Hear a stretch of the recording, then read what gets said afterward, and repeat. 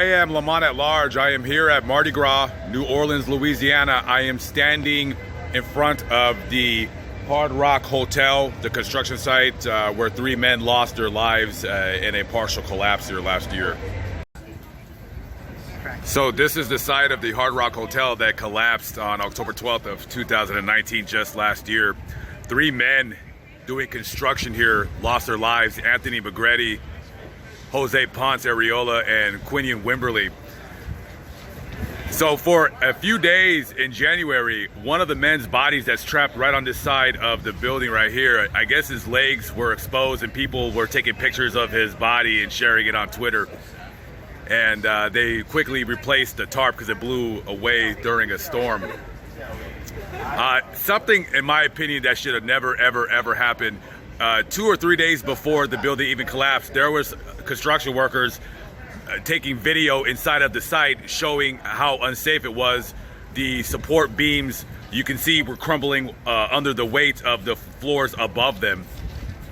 And 2 of those men, Mr. Wimberly and Mr. Ponce, their bodies are still trapped somewhere in between all that wreckage to the left, if you can see it.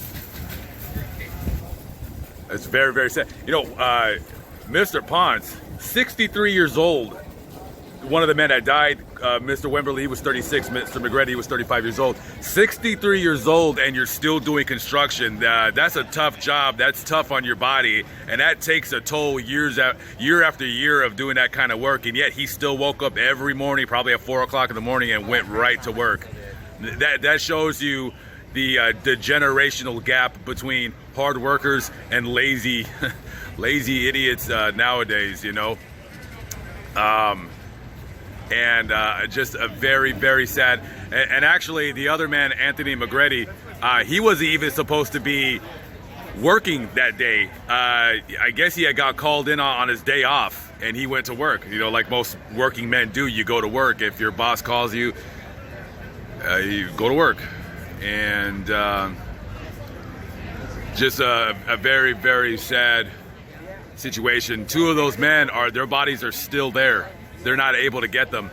So this building is scheduled to be demolished sometime next month in March of 2020. And they said that when they do the demolition that they're going to recover the men's bodies. But I mean, it's already been 4 months now. I mean, the condition of the bodies, you would think it's mostly skeletal now, being that it had been exposed to the outside elements for so long now.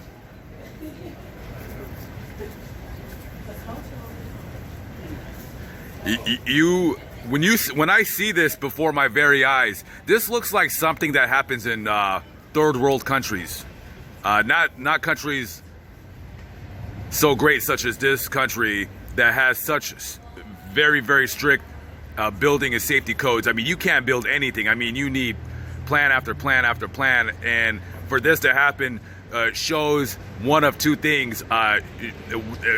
Number one being unskilled labor that doesn't know what they're doing,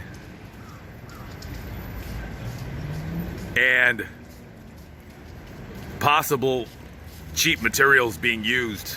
You know, when you're a builder, cheaper, faster, bigger is what they like. And because of that, 3 men lost their lives, sadly.